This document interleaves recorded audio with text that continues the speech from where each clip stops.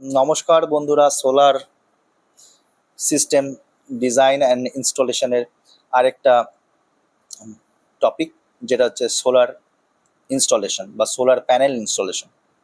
তো এই মডিউলে আমরা শিখব সোলার প্যানেল ছাদে কীভাবে বসাতে হয়, তারের সংযোগ কেমন করা হয়, তারের কানেকশন, ইলেকট্রিক্যাল কানেকশন কী করে হয়, আর ইনভার্টার কেমন করে ইনস্টল করতে হয়, পুরো সিস্টেমটা চালু করার আগে কি কি বিষয় খেয়াল রাখতে হয়, অর্থাৎ সোলার প্যানেল তথা সোলার সিস্টেমটাকে কি করে ইনস্টল করতে হয়, সমস্ত রকম ডিটেলস, সমস্ত রকম তথ্য এই ভিডিওতে জানবো। আর আগের ভিডিওটা যারা দেখেননি তারা গিয়ে দেখে নিন। এর আগে অনেকগুলো ভিডিও সোলার সিস্টেমের ডিজাইন অ্যান্ড ইনস্টলেশনের এই কোর্সের উপর আপলোড হয়েছে। সেই ভিডিওগুলো দেখার পর এই ভিডিওটা দেখলে আপনার আরও ইজি হবে বুঝতে।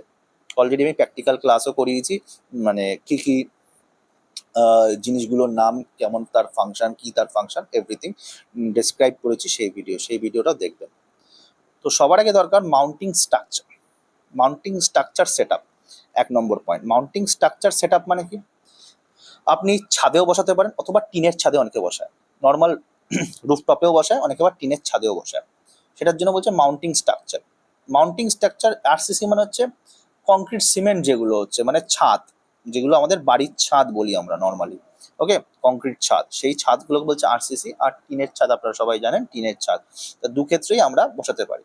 আরসিসি কংক্রিট ছাদের ক্ষেত্রে কি হচ্ছে, মাউন্টিং স্ট্রাকচার কংক্রিটের উপর অ্যাঙ্কার বোল্ট দিয়ে সেট আপ করা হয়। ধরুন এই ছাদে এরম করে লেগ বসবে।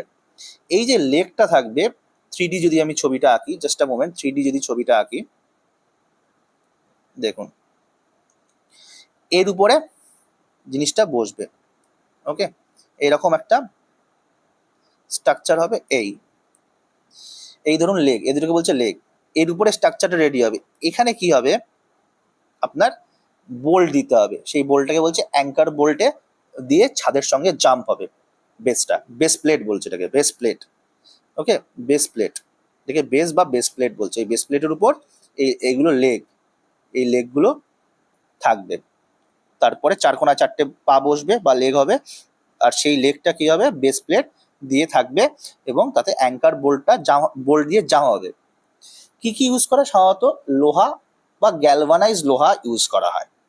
গ্যালভানাইজ আয়রন বা জিআই বলা হচ্ছে যেটাকে, জিআই এর সেট আপ বা জিআই এর মাউন্টিং স্ট্রাকচার ইউজ করা হয়। সব থেকে বেস্ট আপনারা ইউজ করতে পারেন, একটু কস্টলি হয়, হট ডিপ আয়রন আপনারা ইউজ করতে পারেন।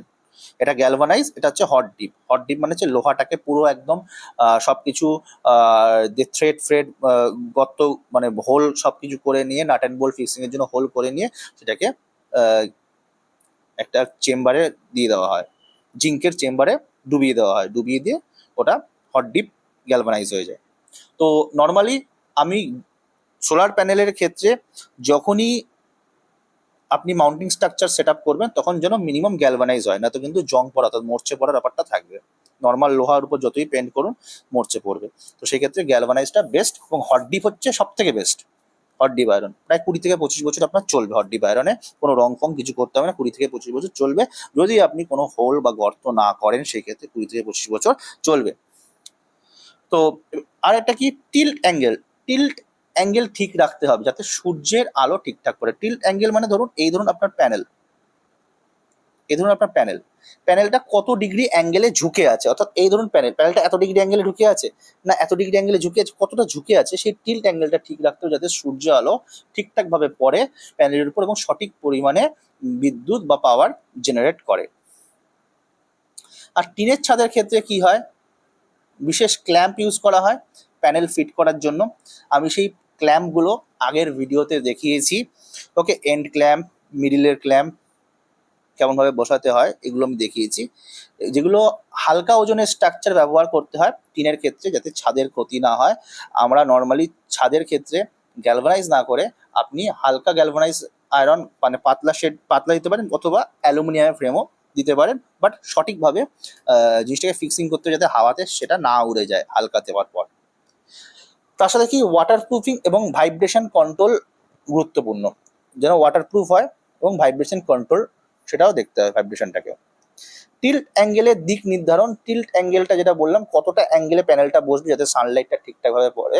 তোমার এলাকার জন্য অর্থাৎ কলকাতা এলাকার যারা আছে, টিল্ট অ্যাঙ্গেল বা প্যানেলের ঢাল, টিল্ট অ্যাঙ্গেল মানে প্যানেলের ঢাল, হ্যাঁ, সেটা হচ্ছে 22 ডিগ্রি নর্থ বা 15 থেকে 23 ডিগ্রি। আর টিল্ট অ্যাঙ্গেল কত দিতে হবে, এটা হচ্ছে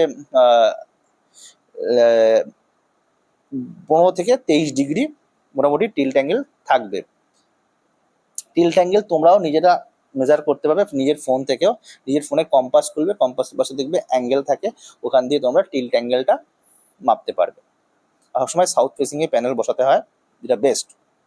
আর যারা ভারতবর্ষের উত্তর অংশে থাকছে, ল্যাটিটিউড অনুযায়ী 25 থেকে 30 ডিগ্রি সেখানে টিল্ট অ্যাঙ্গেল হবে। আর দক্ষিণ ভারতে 10 থেকে 20 ডিগ্রি মধ্যে টিল্ট অ্যাঙ্গেল থাকবে সোলার প্যানেল মাউন্টিং এর ক্ষেত্রে। আর প্যানেল সবসময় সাউথ ফেসিং বা দক্ষিণমুখী হবে ভারতের ক্ষেত্রে। আর দক্ষিণের দিকে দক্ষিণ থেকে সূর্য আলো সবচেয়ে বেশি পড়ে। বলেছিলাম আমি অন্য একটা ভিডিওতে যে সূর্য কিন্তু যখন অস্ত যায় পূর্ব থেকে পশ্চিমের দিকে, তখন কিন্তু দক্ষিণ মুখ হয়ে যায় ভারতের, যেটা আমাদের নর্মালি ভারতে যেটা হয়, দক্ষিণ মুখ হয়ে দক্ষিণ দিক থেকে সাউথ ফেসিং হয়ে কিন্তু সূর্য অস্ত যায় পশ্চিম দিকে। তো তার জন্য দক্ষিণ মুখ থাকলে আলোটা বেশিক্ষণ পড়ে প্যানেলে এবং তোমরা বেশি পরিমাণে পাওয়ার পাবে। ইলেকট্রিক্যাল সংযোগ আর তারের কানেকশন, ইনভার্টার কি করে নির্বাচন করবেন?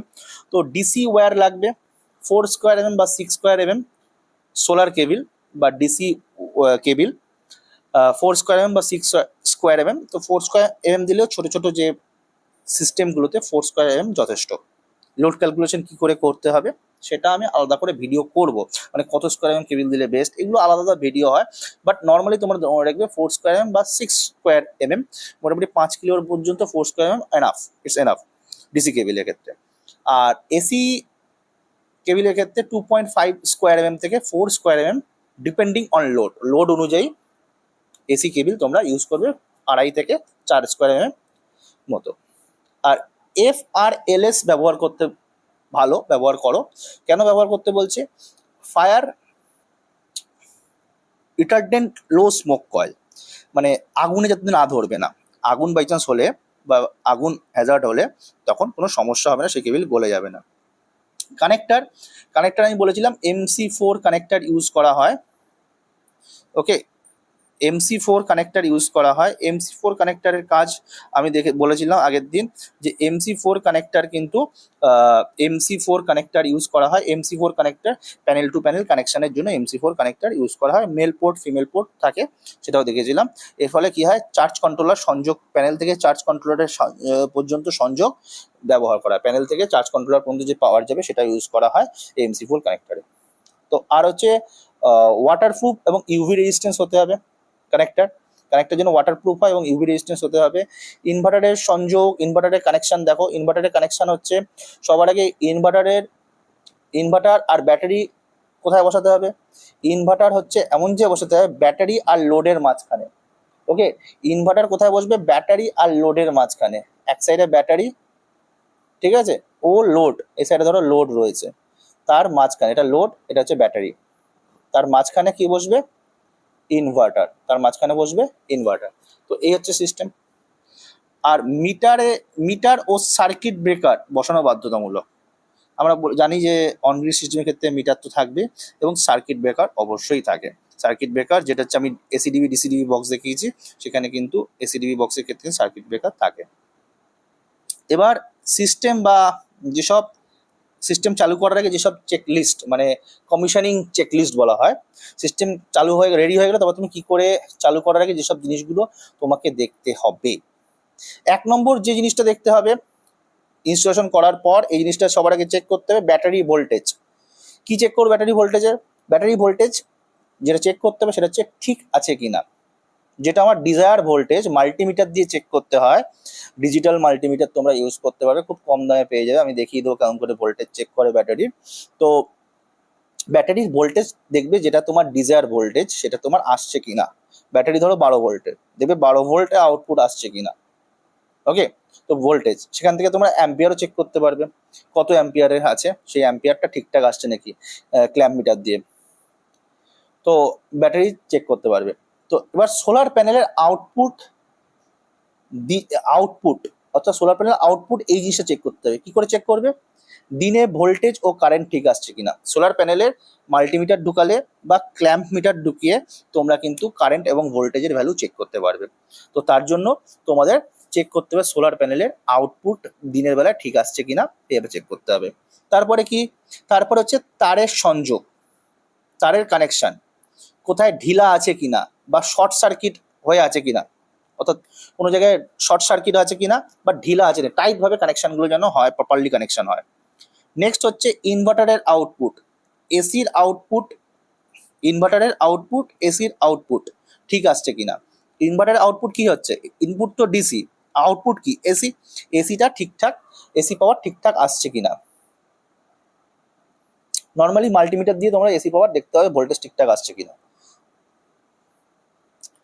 Fuse, SPD, MCB. Fuse, SPD মানে সার্চ প্রোটেক্টিভ ডিভাইস, আর এমসিবি সঠিকভাবে বসানো আছে কিনা সেটা দেখে নিতে হবে। ওয়্যারিং, লেভেলিং, সব লাইন ঠিকভাবে লেভেল করা আছে কিনা এগুলো দেখবে, ওয়্যারিংটা ঠিকঠাকভাবে আছে কিনা সেটাও তোমরা দেখে নিতে হবে। দেখে নেওয়ার পর তোমরা লাইন চার্জ করবে বা চালু করবে, অবশ্যই নো লোডে, মানে কোনো অ্যাপ্লায়েন্স সবার আগে চালাবে না। অর্থাৎ বাড়ির যে অ্যাপ্লায়েন্স, কোনো অ্যাপ্লায়েন্স সবার আগে চালাবে না, 1 by 1 অ্যাপ্লায়েন্স চালিয়ে তোমরা চেক করবে, সবার আগে লোড দেবে না হট করে।